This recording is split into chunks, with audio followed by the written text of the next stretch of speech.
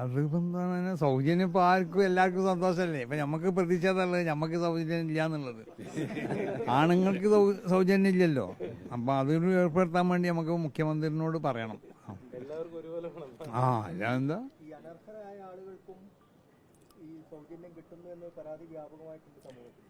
അതെങ്ങനെ അനർഹരെന്ന് പറഞ്ഞാൽ മനസ്സിലായില്ല.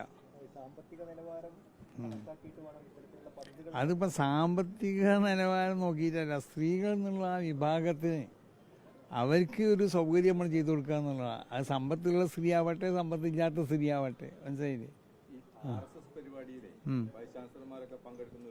അല്ല, അത് മുഖ്യമന്ത്രി പറഞ്ഞിക്കണ്ട, അത് എന്നോട് ചോദിക്കണ്ട. അത് പിന്നെ അവരാണത്, ഗവൺമെന്റിന് വേണ്ടതുപോലെ അവർ ചെയ്യും. കുത്തിത്തിരിപ്പാണല്ലോ മാപ്രകളുടെ പ്രധാനപ്പെട്ട ജോലി എന്ന് പറയുന്നത്. അറബിയിൽ ഇതിനെ ഫിത്ന എന്ന് പറയും. നാട്ടിൽ ഫിത്ന ഉണ്ടാക്കുക. ആ പണി നാട്ടിൽ നന്മകൾ പ്രചരിപ്പിക്കേണ്ടവർ, സത്യം വിളിച്ച് പറയേണ്ടവർ, നാട്ടിലെ ജനങ്ങൾക്ക് പൊതുസമൂഹത്തിന് നന്മകൾ എത്തിച്ചു കൊടുക്കേണ്ട ഉത്തരവാദിത്തം ഏൽപ്പിക്കപ്പെട്ട ആളുകൾ ആ പൊതുസമൂഹത്തിൽ തന്നെ ഫിത്നയുണ്ടാക്കുന്ന, കുത്തിത്തിരിപ്പുണ്ടാക്കുന്ന, എടങ്കോലിടുന്ന, പിശാചിൻ്റെ പണിയെടുക്കുന്ന ഒരു അവസ്ഥ, ഒരു അന്തരീക്ഷം, അതാണ് നമ്മൾ കണ്ടുകൊണ്ടിരിക്കുന്നത് അല്ലേ? അപ്പം രാവിലെ മുതൽ ഈ ക്യാമറയും മൈക്കുമായിട്ട് അങ്ങോട്ട് ഇറങ്ങും. എന്നിട്ട് പ്രഗത്ഭരായിട്ടുള്ള സമൂഹത്തിൽ അഭിപ്രായം പറയാൻ ആ സ്ഥാനത്തിരിക്കുന്ന ആളുകളെയൊക്കെ ചെന്ന് കാണുക. അല്ലെങ്കിൽ ഇവരെയൊക്കെ എവിടെ നിന്നെങ്കിലും കിട്ടിക്കഴിഞ്ഞാൽ എന്താണ് കുത്തിത്തിരിപ്പ് ഉണ്ടാക്കാൻ പറ്റുക എന്നുള്ള ആകെ രാവിലെ ഇറങ്ങുമ്പോൾ തന്നെ ഒരു നെഗറ്റിവിറ്റിയുമായിട്ടാണ് ഈ പറയുന്ന മാപ്രകൾ എന്ന് പറയുന്ന ആളുകൾ ഇറങ്ങുന്നത്. നന്മ എന്ത് സമൂഹത്തിലുണ്ട് എന്നല്ല അന്വേഷിക്കുന്നത്. എന്താണ് കുത്തിത്തിരിപ്പ്, എന്താണ്, എങ്ങനെയാണ് ഫിത്ന ഉണ്ടാക്കുക എന്നതും ആലോചിച്ചിട്ട് ഇറങ്ങിയത്. പക്ഷേ എത്തിപ്പെട്ടതോ ബഹുമാനപ്പെട്ട സയ്യിദുൽ ഉലമയുടെ അടുത്ത്. ഇവരുടെ ബുദ്ധിയും വിവേകവും വിവരവും അതിനൊക്കെ കവച്ചു വെക്കുന്ന ഒരു ഇൽമിൻ്റെ നിറകുടവും ഒരു പാരമ്പര്യത്തിൻ്റെയും അതുപോലെ സൂക്ഷ്മതയുടെയും വ്യക്തിയുടെ അടുത്ത് അവിടെ ചെന്നിട്ടും കുത്തിത്തിരിപ്പാണ്. പക്ഷെ എന്തെങ്കിലും കിട്ടുമോ? കിട്ടൂലല്ലോ. കാരണം എല്ലാവരെയും അളക്കുന്ന അളവ് കോലുകൊണ്ട് മഹാനായ സയ്യിദുൽ ഉലമയെ അളക്കാൻ ഇവന്മാരായിട്ടുണ്ടോ? ഇല്ല എന്നുള്ളതല്ലേ. അപ്പോൾ ആദ്യം തന്നെ ചോദ്യം എന്താണ്? സമൂഹത്തിൽ പല വിമർശനങ്ങളും വരുന്നുണ്ട്. എന്തിനാ വിമർശനം വരുന്നത്? ആരാ വിമർശനം ഉന്നയിച്ചേ? ഇവിടെ ഒരു വിമർശനവും ഇല്ല. ഇവരാദ്യം തന്നെ ഇവരെ ഒരു സ്റ്റേറ്റ്മെൻ്റാണ് നടത്തുന്നത്, ചോദ്യങ്ങളല്ലല്ലോ കൃത്യമായിട്ട്. നിങ്ങൾ നോക്കി നോക്ക്, ഇപ്പം ഈ അടുത്ത കാലത്തുള്ള ഈ മാപ്രകളുടെ വാക്കുകൾ എന്തായിരിക്കും?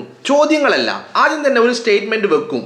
ഇങ്ങനെ ഒരു ഒരു ഒരു ഒരു ഒരു സിറ്റുവേഷൻ ഉണ്ട്, ഇങ്ങനെ ഒരു അന്തരീക്ഷം ഉണ്ട് എന്ന്. എന്നാൽ അങ്ങനെ ഒരു അന്തരീക്ഷം ഉണ്ടോ?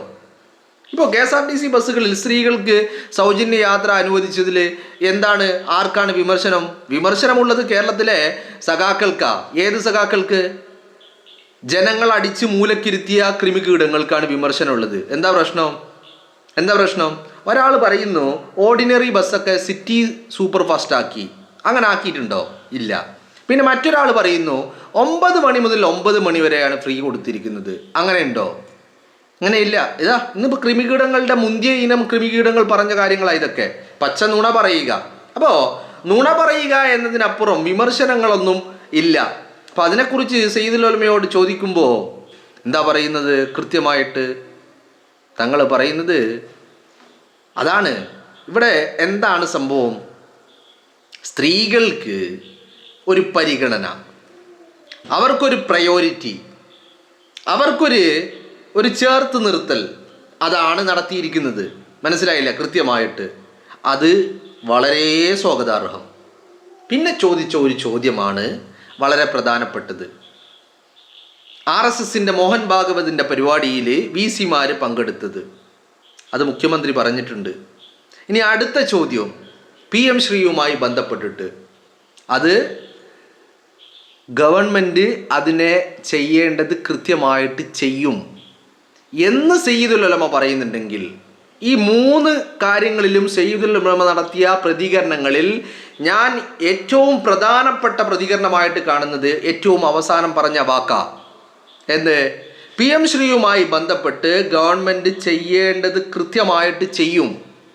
എന്ന് സയ്യിദുൽ ഉലമ പറയുന്നുണ്ടെങ്കിൽ അത് ബഹുമാനപ്പെട്ട ജിഫ്രി തങ്ങൾ UDF ഗവൺമെൻറ്റിൻ്റെ മുഖ്യമന്ത്രി ആയതുകൊണ്ടല്ല, കേരളത്തിലെ ഗവൺമെൻറ്റിനെ നയിക്കുന്ന വ്യക്തി ജിഫ്രി തങ്ങൾ ആയതുകൊണ്ടല്ല, മറിച്ച് കേരളത്തിലെ ഗവൺമെൻറ്റിനെ നയിക്കുകയും കേരളത്തിൻ്റെ മുഖ്യമന്ത്രിയുമായിട്ടുള്ള ബഹുമാനപ്പെട്ട VD സതീശൻ അദ്ദേഹവും സയ്യിദുൽ ഉലമയും തമ്മിൽ നല്ല ബന്ധാ. ഈ ബന്ധം മുഖ്യമന്ത്രി ആയപ്പോൾ തുടങ്ങിയതാണോ? അല്ല, മുഖ്യമന്ത്രി ആകുന്നതിന് മുമ്പുള്ള ബന്ധാ. ആ ബന്ധം അദ്ദേഹം കൃത്യമായിട്ട് PM ശ്രീയുമായി ബന്ധപ്പെട്ട് സർക്കാരിൻ്റെ നിലപാട് എന്താണ് എന്ന് വളരെ കൃത്യമായിട്ട് സയ്യിദുൽ ഉലമയുടെ അടുത്ത് അദ്ദേഹം വിവരിച്ചിട്ടുണ്ട്, വിശദീകരിച്ചിട്ടുണ്ട്. അതുമായി ബന്ധപ്പെട്ട് UDF സർക്കാരിൻ്റെ നിലപാട് എന്താണെന്ന് സയ്യിദുൽ ഉലമയോട് ബഹുമാനപ്പെട്ട മുഖ്യമന്ത്രി സംസാരിച്ചിട്ടുണ്ട്. അതിൻ്റെ അടിസ്ഥാനത്തിലാണ് സയ്യിദുൽ ഉലമ പറഞ്ഞത് എന്ത്, അത് ഗവൺമെൻറ് കൃത്യമായ നടപടി ആ കാര്യങ്ങളിൽ എടുക്കുമെന്ന്. മനസ്സിലായില്ലേ? അത് സയ്യിദുൽ ഉലമയുടെ വാക്കുകളിൽ അതുണ്ട്. ഇപ്പം കഴിഞ്ഞ ദിവസം ബഹുമാനപ്പെട്ട വിദ്യാഭ്യാസ മന്ത്രി അഡ്വക്കേറ്റ് N ഷംസുദ്ദീൻ സയ്യിദുൽ ഉലമയെ വന്ന് സന്ദർശിച്ചതിലും ആ കാര്യങ്ങളുണ്ട്. ഇനി അത് ഷംസുദ്ദീൻ വന്ന് കണ്ടതിൽ മാത്രമല്ല ഉള്ളത് കേട്ടോ. കൃത്യമായിട്ട് ബഹുമാനപ്പെട്ട മുഖ്യമന്ത്രിയുടെ അടുത്ത് നിന്ന് തന്നെ ഈ വിഷയത്തിൽ എന്താണ് സർക്കാരിൻ്റെ UDF സർക്കാരിൻ്റെ നിലപാട് എന്നുള്ളത്, സയ്യിദുൽ ഉലമയെ എന്താണ് ഈ വിഷയത്തിൽ ചെയ്യാൻ പോകുന്നത് എന്നുള്ളതിനെക്കുറിച്ച് കൃത്യമായ അതിൻ്റെ മാർഗരേഖ അല്ലെങ്കിൽ ആ നിലപാടിനെക്കുറിച്ചുള്ള വിശദീകരണം വളരെ കൃത്യമായിട്ട് സയ്യിദുൽ ഉലമക്ക് നൽകിയിട്ടുണ്ട്. ആ വിശദീകരണത്തിലും സർക്കാരിൻ്റെ ആ നിലപാടിലും ബഹുമാനപ്പെട്ട സയ്യിദുൽ ഉലമ തൃപ്തനാണ് എന്നുള്ളതാണ് അദ്ദേഹത്തിൻ്റെ വാക്കുകൾ സൂചിപ്പിക്കുന്നത് വളരെ കൃത്യമായിട്ട്. അപ്പോൾ അത് എന്തുകൊണ്ട് സയ്യിദുൽ ഉലമയെ അറിയിച്ചു എന്ന് ചോദിച്ചാൽ അത് ഈ പറയുന്ന മുഖ്യമന്ത്രിയും ജിഫ്രി തങ്ങളുമുള്ള ബന്ധമാ. ആ ബന്ധം കേരളത്തിലെ മാധ്യമങ്ങൾക്ക് അറിയാത്ത കാര്യമൊന്നുമല്ല. ആ ബന്ധം കേരളത്തിലെ മറ്റുള്ള ആളുകൾക്കും അറിയാത്ത കാര്യമൊന്നുമല്ല. സയ്യിദുൽ ഉലമയുമായിട്ട് ബഹുമാനപ്പെട്ട മുഖ്യമന്ത്രി VD സതീശൻ അദ്ദേഹം വെച്ചു പുലർത്തുന്ന ബന്ധം എന്ന് പറയുന്നത് അതൊരു വലിയ ബന്ധമാണ്. അത് അദ്ദേഹം പ്രതിപക്ഷ നേതാവിൻ്റെ കസേരയിൽ ഇരിക്കുമ്പോഴും ആ ബന്ധം ഉണ്ടായിട്ടുണ്ട്. ഇപ്പോൾ മുഖ്യമന്ത്രി കസേരയിൽ ഇരിക്കുമ്പോഴും ആ ബന്ധം തുടരുന്നുണ്ട് കൃത്യമായിട്ട്. മനസ്സിലായില്ലേ? അപ്പോൾ അതിൻ്റെ അടിസ്ഥാനത്തിലാണ് ബഹുമാനപ്പെട്ട സയ്യിദുൽ ഉലമ ഒരു ആശങ്കയുമില്ലാതെ, നോക്കൂ സയ്യിദുൽ ഉലമ മറുപടി എന്താ, ആ വിഷയവുമായി ബന്ധപ്പെട്ട് കൃത്യമായിട്ട് ബഹുമാനപ്പെട്ട മുഖ്യമന്ത്രി ബഹുമാനപ്പെട്ട ഗവൺമെൻറ് കൃത്യമായ നടപടി എടുക്കും എന്നുള്ളതാണ് ആര് പറയുന്നത്? ബഹുമാനപ്പെട്ട സയ്യിദുൽ ഉലമ ജിഫ്രി തങ്ങൾ പറയുന്നത്. ആ വിഷയത്തിൽ അത് പറയുമ്പോൾ സയ്യിദുൽ ഉലമക്ക് ആ നിലപാട് എന്താണെന്നറിയാം. ആ നിലപാടിൽ സയ്യിദുൽ ഉലമ സാറ്റിസ്ഫൈഡ് ആണ് എന്നുള്ളത് കൂടിയാണ് നമുക്ക് മനസ്സിലാകുന്നത്. മനസ്സിലായില്ലേ? അത് അദ്ദേഹത്തിൻ്റെ മുഖത്ത് നിന്ന് നമുക്ക് വായിച്ചെടുക്കാനും സാധിക്കുന്നുണ്ട്. അപ്പോൾ ഈ വിഷയത്തിൽ PM ശ്രീയുമായി ബന്ധപ്പെട്ട ഒരു വിഷയത്തിൽ ഇനിയുള്ള വിഷയങ്ങളിൽ ഒരു ഒരു ഒരു ആശങ്കക്കും ഇടമില്ല എന്നുള്ളത് തന്നെയാണ് നമ്മൾ മനസ്സിലാക്കേണ്ടത്. മനസ്സിലായില്ലേ? കാരണം അത്തരം ആശങ്കകൾ ഉണ്ടായിട്ടുണ്ടെങ്കിൽ ആ ആശങ്കകളെ ബഹുമാനപ്പെട്ട മുഖ്യമന്ത്രി ക്ലിയർ ചെയ്തിട്ടുണ്ട് എന്നുള്ളതാണ് സയ്യിദുൽ ഉലമയുടെ വാക്കുകൾ സൂചിപ്പിക്കുന്നത്. മനസ്സിലായില്ലേ? അപ്പോൾ അതിന് ഈ പറയുന്ന കൃത്യമായിട്ട് ഇതെന്താ സംഭവിച്ചാൽ ബഹുമാനപ്പെട്ട മുഖ്യമന്ത്രി ഡയറക്റ്റ് വന്ന് കണ്ടില്ലെങ്കിലും കൃത്യമായ ബഹുമാനപ്പെട്ട സമസ്തയുടെ സയ്യിദുൽ ഉലമയുടെ ആശങ്കകൾ അത് മുഖ്യമന്ത്രി തന്നെ നേരിട്ട് ഇടപെട്ട് അതിൽ തങ്ങളുടെ എന്ത് നിലപാടാണ്, ഇനി അടുത്ത സ്റ്റെപ്പ് PM ശ്രീയുമായി ബന്ധപ്പെട്ട് അടുത്ത സ്റ്റെപ്പ് എന്താണ് ചെയ്യാൻ പോകുന്നത് എന്ന കാര്യത്തിൽ കൃത്യമായ ഒരു നിലപാട് അദ്ദേഹം പറഞ്ഞിട്ടുണ്ട് എന്നുള്ളത് തന്നെയാണ്. മനസ്സിലായില്ലേ? കാരണമാണ് ഞാൻ ഈ പറഞ്ഞ സയ്യിദുൽ ഉലമയും ജിഫ്രി തങ്ങളും അതുപോലെ മുഖ്യമന്ത്രിയും തമ്മിലുള്ള ബന്ധം അതങ്ങനെയാണ്. പലർക്കും കാണുമ്പോൾ ആ കാര്യത്തിൽ വലിയ അസൂയൊക്കെ ഉണ്ടാവും, അല്ലെങ്കിൽ വലിയ നമ്മുടെ അടുത്തേക്കൊന്നും വരുന്നില്ലല്ലോപ്പാ, അവിടെ എല്ലാം അറിയിക്കുന്നുണ്ടല്ലോ, ചെന്ന് കണ്ടില്ലെങ്കിൽ പോലും എല്ലാ കാര്യങ്ങളും കൃത്യമായി വിളിച്ച് ബന്ധപ്പെട്ട് സംസാരിച്ച് എല്ലാത്തിലും ക്ലാരിറ്റി വരുത്തുന്നുണ്ടല്ലോ എന്ന് പലർക്കും തോന്നിയേക്കാം. അത് വരുത്തും. കാരണം സമസ്ത പല കാര്യങ്ങളുമായിട്ട് ബന്ധപ്പെട്ട് പ്രതിപക്ഷ നേതാവിൻ്റെ കസേരയിലിരിക്കുന്ന സതീശനുമായിട്ട് ബന്ധപ്പെട്ടപ്പോൾ അന്നുണ്ടായിരുന്ന ആ റെസ്പോൺസും അതുപോലെ അന്നുണ്ടായിരുന്ന അദ്ദേഹത്തിൻ്റെ ഒരു സമീപനവുമൊക്കെ ബഹുമാനപ്പെട്ട സമസ്തയോടും ജിഫ്രി തങ്ങളോടും വലിയ അനുഭാവപൂർവമായ നിലപാട് എന്നും കൈക്കൊണ്ടിട്ടുണ്ട് അദ്ദേഹം എന്നുള്ളതാണ്. മനസ്സിലായില്ലേ? അപ്പം ഇതിപ്പോൾ PM ശ്രീയുമായി ബന്ധപ്പെട്ട് എന്താ ഇങ്ങനെ എന്താ അങ്ങനെ, അപ്പം അതിൻ്റെ ഇടയിൽ ഒരു ചോദ്യം കൂടി എന്താ വന്നേ, സുപ്രഭാതത്തിൽ എഡിറ്റോറിയൽ വന്നല്ലോ. സുപ്രഭാതത്തിൽ എഡിറ്റോറിയൽ വന്നിട്ടുണ്ട്. അത് സുപ്രഭാതം കൃത്യമായ നിലപാട് പറഞ്ഞതാണ്. ആ നിലപാട് വന്നതിന് ശേഷമാണ് ബഹുമാനപ്പെട്ട മുഖ്യമന്ത്രി എന്താണ് ഈ കാര്യത്തിൽ, കാരണം UDF സർക്കാർ അധികാരത്തിൽ വന്നിട്ട് PM ശ്രീയുമായി ബന്ധപ്പെട്ട് ഒരു നീക്കുപോക്കുകളും ഇതുവരെ നടത്തിയിട്ടില്ല. PM ശ്രീയിൽ അവിടെ ഒപ്പിട്ടു, ശിവൻകുട്ടിയും പിണറായി വിജയനും തലയിൽ മുണ്ടിട്ട് പോയി ഒപ്പിട്ടു. ഈ ഒപ്പിട്ട് കഴിഞ്ഞിട്ട് പ്രശ്നമായപ്പോൾ ക്യാപ്റ്റൻ അബയൻസ് എന്ന് പറഞ്ഞുകൊണ്ടൊരു കത്ത് കൊടുത്തു. ഞാൻ ഇത് മുമ്പ് വിശദീകരിച്ചതാ. ഈ ക്യാപ്റ്റൻ അബയൻസ് എന്ന് പറഞ്ഞാൽ താൽക്കാലികമായിട്ട് നിർത്തിവെക്കുക എന്നുള്ളതാ. അപ്പോൾ അതല്ലാതെ ഈ കരാറ് ഇവിടെ റദ്ദ് ചെയ്യുന്നു എന്നുള്ളതല്ല ശിവൻകുട്ടി കത്തയച്ചത്. ശിവൻകുട്ടി കത്തയച്ചത് ക്യാപ്റ്റൻ അബയൻസ് താൽക്കാലികമായി നിർത്തിവെക്കണം എന്നുള്ളതായിരുന്നു. അപ്പോൾ അത് അവിടെ നിൽക്കുകയാണ്. അതിനുശേഷം UDF സർക്കാർ അധികാരത്തിൽ വന്നു. ഇതുമായി ബന്ധപ്പെട്ട് ഒരു നീക്കുപോക്കും ഉണ്ടായിട്ടില്ല. ഇനി എന്താണ് ആ വിഷയത്തിൽ ചെയ്യാൻ പോകുന്നത് എന്നുള്ളത് കൃത്യമായിട്ട് UDF സർക്കാരിൻ്റെ നയം എന്താണ് എന്നുള്ളത് ബഹുമാനപ്പെട്ട സമസ്തയെ അറിയിച്ചിട്ടുണ്ട്.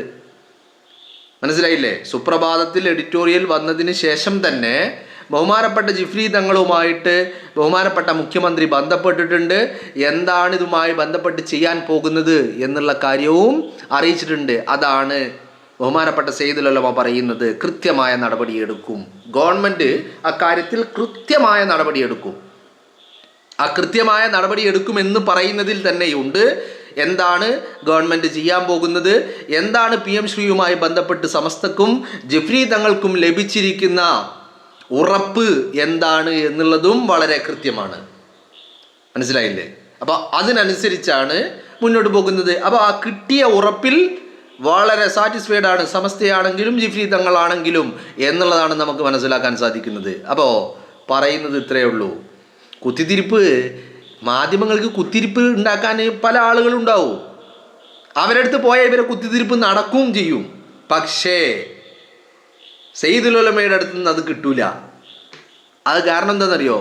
അത് മുതൽ വേറെയാ.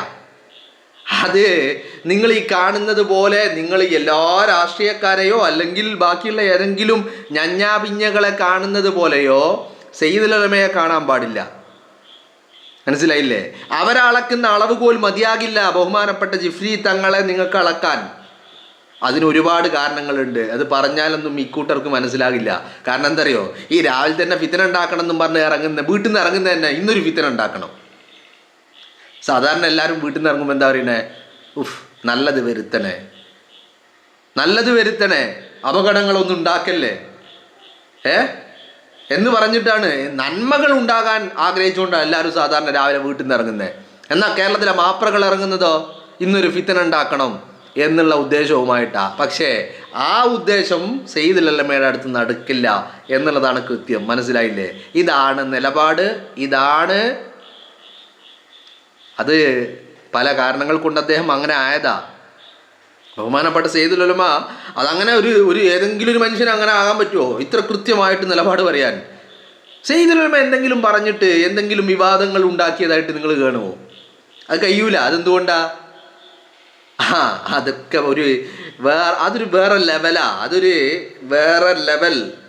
ഒരു സാധാരണ മനുഷ്യൻ, എല്ലാ മനുഷ്യരെയും പോലെ, എന്നെയും നിങ്ങളെയും പോലെ, അല്ലെ ഈ മൈക്കുമായി തൂക്കിപ്പോകുന്ന മാപ്രകളെ പോലെ ഉള്ള ഒരു മനുഷ്യനാണ് അതെന്ന് കരുതണ്ട.